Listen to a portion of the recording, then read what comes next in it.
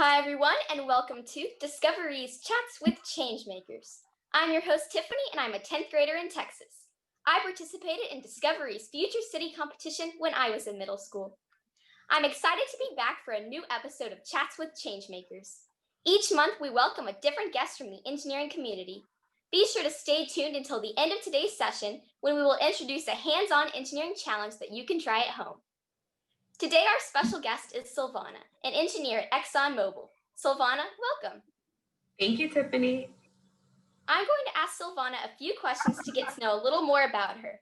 You can ask questions too by typing in your question in the Q&A box below, and we will save time at the end to answer many. So, Sylvana, I hear you have worked at ExxonMobil for 6 years. Can you tell me more about your role there?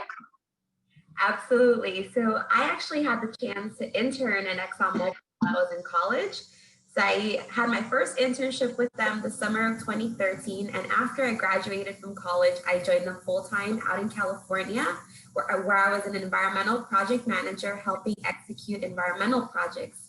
And I did that for the first 5 years of my career. Actually started in California and then had the chance to move to another refinery in New Jersey, and then came down to Texas as well, where I worked at another refinery. And most recently, actually, as of February, I started a new role as a commercial advisor in our acquisition, sales, and trades group, which is actually very different from the environmental and the engineering type work that I was doing before. Awesome. So that's cool that you got to have an internship first before you actually got to join them full time. Yeah, no, I absolutely loved it. Yeah. So I'm sure you get to work on some really cool projects. So what is the nature of your projects? So the nature of my projects and really the reason why they are top secret is because it involves a lot of times the acquisition or the divestment or the sale of a property or perhaps a facility that we might own and we might have operations at. And the reason why it's so top secret or confidential is because a lot of times we want to make sure that the deals that we're working on are held in confidentiality and not influenced by other parties or other companies until we reach an agreement with whoever we might be working with. So that's really kind of why they're a top secret, but it's also pretty cool. It's a commercial side of the business that I haven't been exposed to before, and I'm learning a lot. Awesome. It's cool you get to switch to something different, kind of change it up a little bit. So I understand that one of your key responsibilities is scoping out what companies for ExxonMobil to buy. So what qualities do you look for in those companies?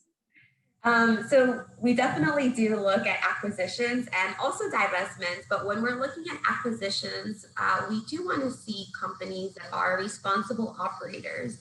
And I'll go into a little bit about what that means, right? So we have core values as a company, and what we would look to see is that others share in those same core values. The most important one, being a responsible operator, entails making sure that your operations are not impacting the communities where you are. It also means making sure that your operations are safe. As we might, all know, engineering can be tough and there are challenges, but it should never be at the sacrifice of safety. Safety is always very important, and we want to make sure that everyone who comes to work that day goes back home to their families the same way they came in. So those are the kind of a couple things we look for in the companies that we're going to be working with. Awesome. So where do you see yourself working 10 years from now?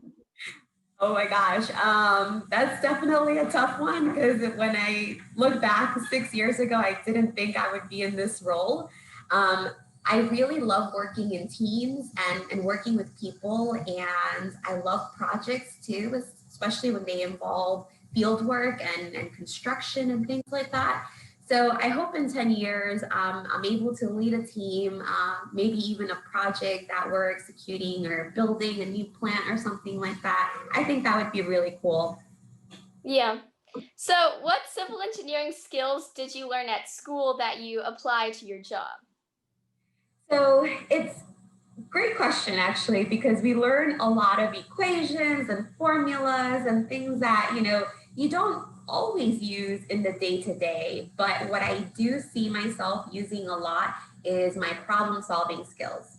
So as an engineer, you really are a problem solver. You tackle challenges face on, and you just take them and simplify them into smaller challenges so that you can just tackle it bits at a time. And that's really what I find myself doing the most at work. You know, whenever we're trying to find a solution or we're working a complex project, we try to break it down, and that way we are able to find the solution that we're looking for. So you mentioned that you like tackled challenges. So what are the biggest technical challenges that you face? Yeah, so I'd say, you know, some of the biggest ones is probably making sure that our operations are not impacting the local communities where we operate. Like I mentioned, it's one of our core values, and we within ExxonMobil call it the dual challenge, where we want to make sure we're able to provide energy to the local communities as well as across the globe, but at the same time making sure we're protecting the environment. So I'd say that's probably the toughest challenge, but at the same time, it's one that we adhere to very much, and it's very important to us.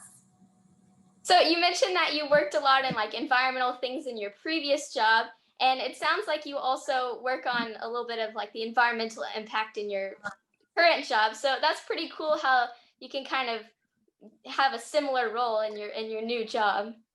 Yeah, absolutely. I do feel that every opportunity I've had with the company, the prior one has prepared me for the next. A lot of times when I'm starting a new job, I'm nervous and worried, as you know, many people are. But then after I get acclimated and get acquainted with my new job, I really find that the prior job that I had helped me be prepared and ready for the next one. Yeah, and it's good. All of the experience really helps, I'm sure.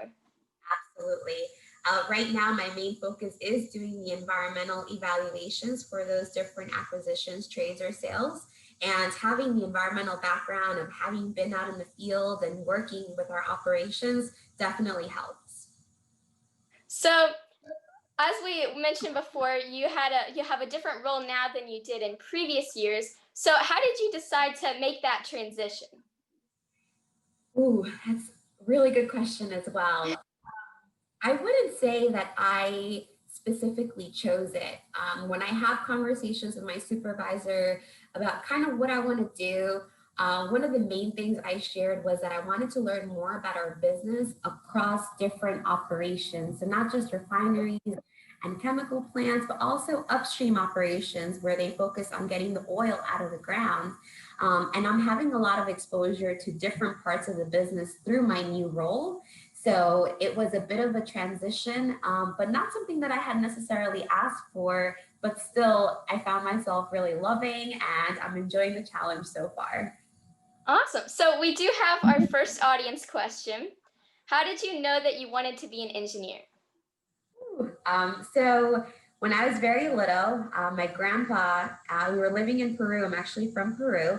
My grandpa had his own construction company, and he would take me with him out to the job site where they were pouring concrete and perhaps even doing a little bit of demolition, knocking down walls to help build a new house.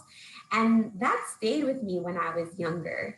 As I was going into high school and going into senior year, I really wasn't sure about what I wanted to do.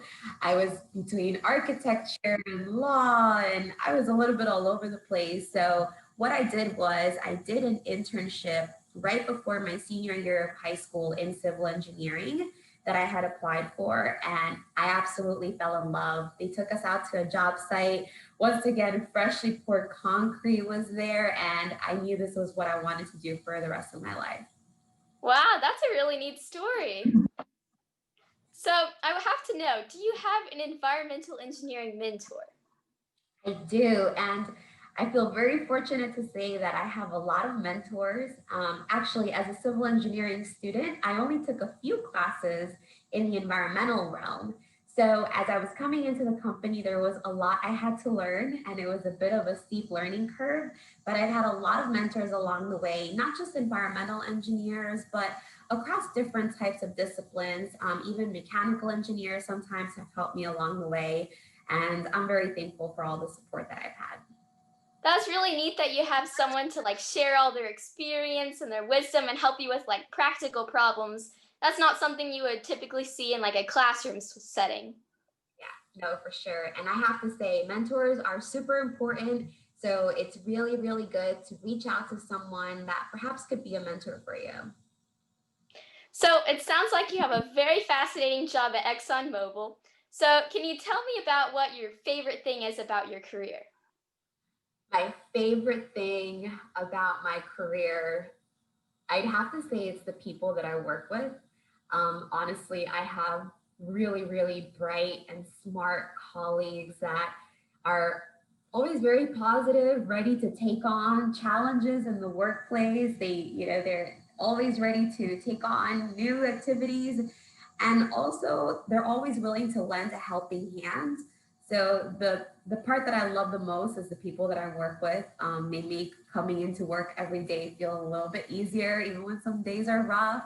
And they make work fun in the long run. So what types of engineers do you work with?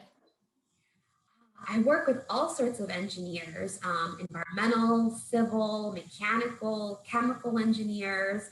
And actually, now that I'm in the commercial aspect of the business, I'm even getting to work with some real estate experts, which they're not engineers, but they're so much, I have so much to learn from them, especially in the commercial world. So we even have folks in the company that are not engineers too. Awesome. So we do have another audience question. How many days a week do you work? So I do work Monday through Friday. Right now we're on lunch break, right? But Monday through Friday, your usual 8 to 5. The really neat thing about ExxonMobil is that they have a very flexible workplace program where, say, perhaps you have a doctor's appointment or need to take care of some family stuff. They're very understanding of that and very flexible. But aside from that, for the most part, it's usual Monday through Friday. So what does a typical day of work look like for you? Ooh, I could probably give you two different scenarios. I really enjoy my work in the plants. So when I was out there, I drive out to the plants, I get settled into my office and grab my safety gear. So my hard hat, my safety glasses, my meter for making sure that I'm being safe if I'm going to be near any potential vapors, and then my radio, and I'd head out to the field to see what kind of work was taking place for my project that day. I'd have different discussions with the workers, understanding any potential safety concerns that might be out there, how we're tackling them.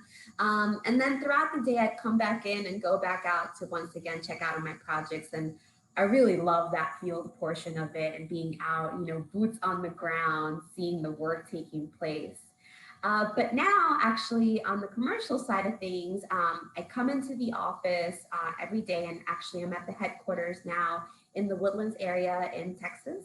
And I usually have a lot of meetings, sometimes throughout the day, talking with teams on the projects that we're working on. And our campus is actually pretty big, so sometimes I find myself walking from one side of the campus to the other so that I can meet with whatever group I'm working with. Well, you definitely get your exercise then. My steps in. So in what ways does your job encourage you to be a change maker? I'd have to say we're very focused on innovation and being efficient. And so actually recently I reached out to my supervisor and I asked him if I could create an application that would help streamline some of the requests that we get into our group. And so he said, absolutely, go for it. He thought it was a great idea. He fully empowered me to pursue the application. And so I learned a little bit of coding and a little bit of, the way workflows work, which is something that I'm not too familiar with as a civil engineer.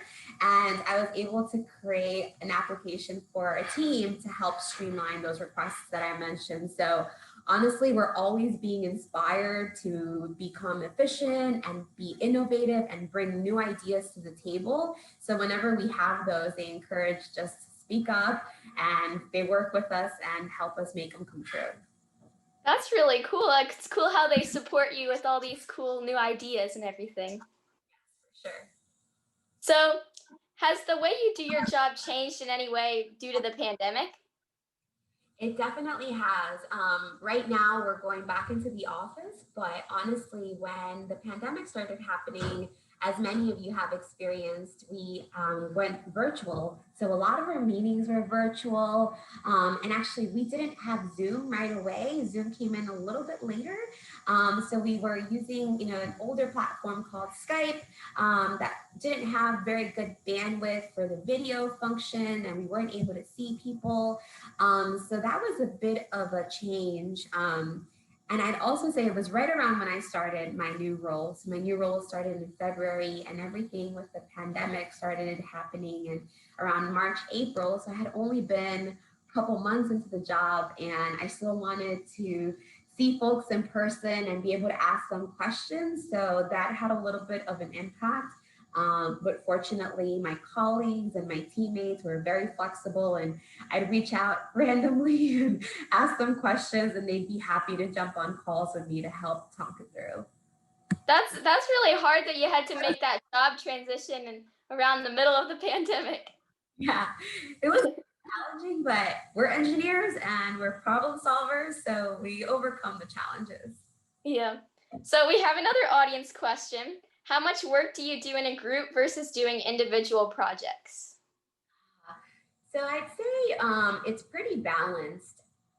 Normally when we are approaching the types of projects, the commercial types of projects, we have a large team. My specific focus is the environmental side of the transaction, but there are other folks from IT and from the business that focus on different aspects. So I find myself, really focusing on the environmental aspects and then also working with the team. So it's pretty well balanced in between the two right now. Right. So tell me about your favorite project that you've worked on as an engineer. Ooh, so I'd have to say it was when I was located in Bayway, New Jersey. We have a refinery out there that we used to own, but we're still out there conducting environmental work. And I had the chance to help install a slurry wall with bridges across different areas, connecting them to conduct an environmental closure. And Oh, wow.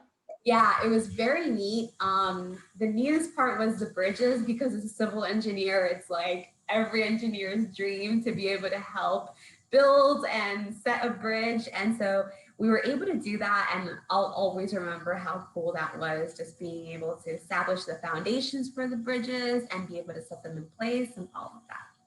That's awesome. So what strengths do you have that make you a good engineer?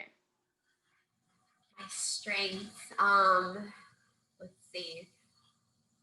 Um, I'd say I probably mentioned this a lot already, but I'm a problem solver. So I like to see, whenever a challenge comes up, I like to see it as an opportunity as opposed to seeing it as an obstacle. And I like to carry that with me through a lot of my projects, whether, it was back when I was in the environmental role or now in the commercial role. I just like to focus on the opportunity, and I encourage a lot of people to do the same. So I think that's probably one of my strengths. And I'm also very optimistic. And I think that helps when your team feels stuck, or when your team feels like, they just can't keep going. Sometimes bringing that optimism really helps turn things around. So I'd say those are a couple of my core strengths. That's a cool way to think about problems, like opportunities, not obstacles. I like that.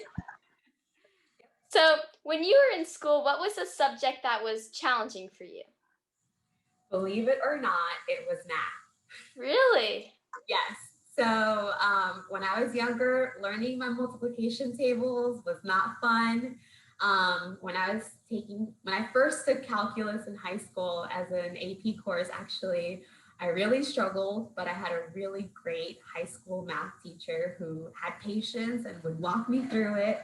And even into college, right? I had to take Calc 1 and Calc 2. They call it differential equations. And it was never easy to me. It never came easy to me. And I knew I had to spend time and really focus and, really have some strong efforts and tutors to help me get through those math courses. So they helped build a strong foundation for my civil engineering degree, but it definitely didn't come easy.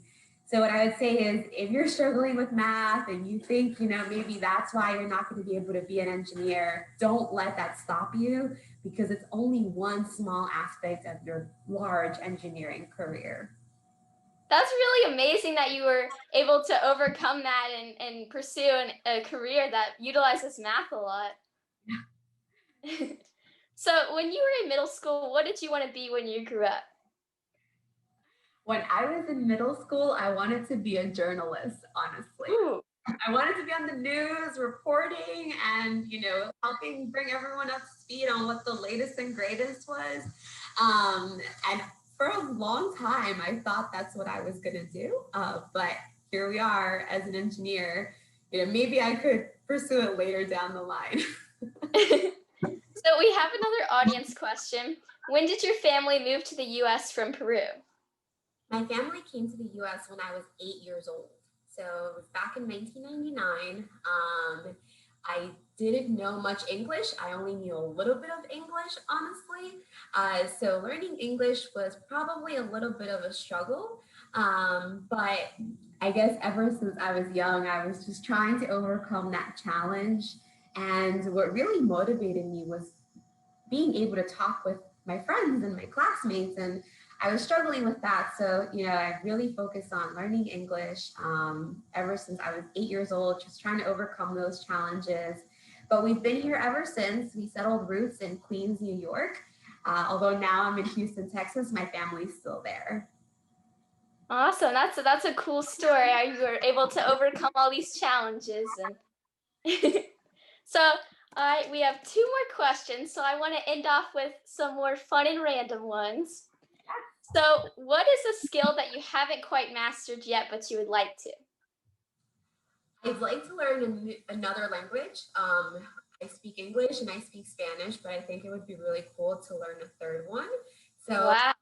yeah, I picked up Italian here and there, but I haven't been able to master it just yet. So we'll see. Hopefully in the future, and if I can travel to Italy in the future as well, be able to use some of it.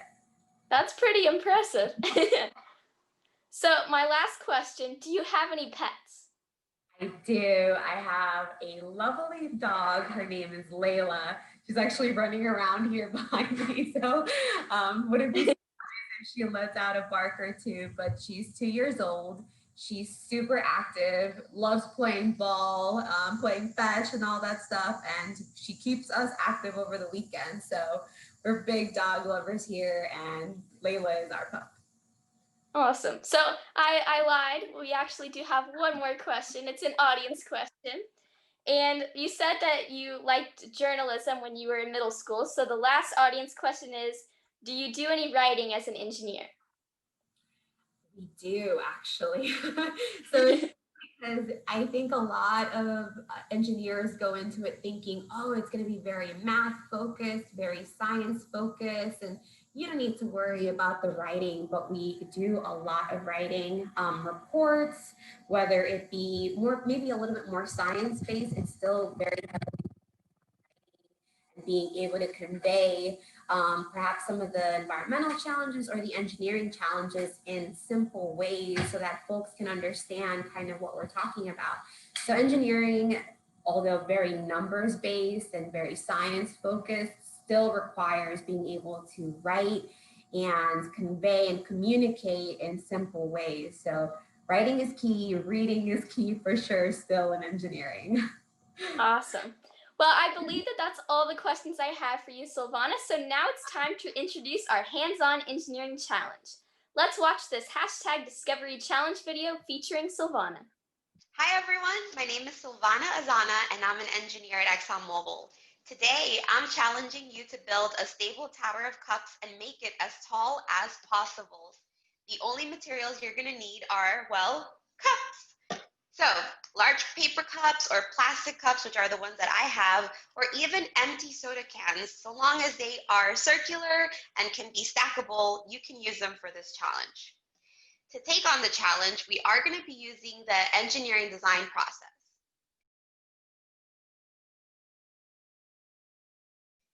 But here's a problem. How can you make a tower as tall as possible without having it fall over? I already have here 4 plastic cups stacked up, and we're going to see how much more I can add before they lose balance and fall over. You can already see that it's starting to shake a little bit. There we go. There's another one. So we have 6, 7, and I'm getting nervous, so I'm going to go ahead and pause there. You can find the written instructions for this activity on Discovery's website. Here are the specs. The only materials you can use are the cups themselves. The tower must stand on its own without any human assistance, and hopefully it's not falling over. You can build your own, or if you have brothers or sisters, feel free to invite them to come and play with you and build this challenge, or even bring in your parents. Start by brainstorming some designs. So you can see that I've alternated my stacking here. Maybe you want to do something different. So when you're ready with your design, go ahead and start testing it out. Look for ways that you can make it better along the way.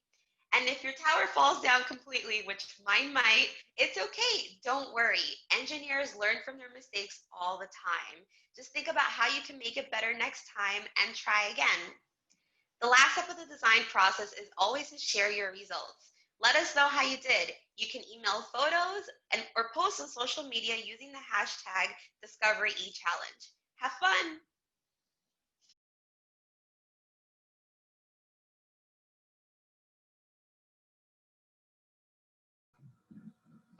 I hope that you all will try this hashtag Discovery Challenge and be sure to share your results with Discovery. Thank you, Sylvana, for introducing this month's challenge and for joining us today. Thank you, Tiffany. And thanks to all of you for tuning in. When you leave today, be sure to fill out our survey. And please join us again on Friday, November 20th for our next Chats with Changemakers, where we'll meet Avery, a civil engineer and CEO of Bridges to Prosperity. You will all receive the registration link by email. Until next time, I hope everyone has a great time trying this hashtag Discovery Challenge.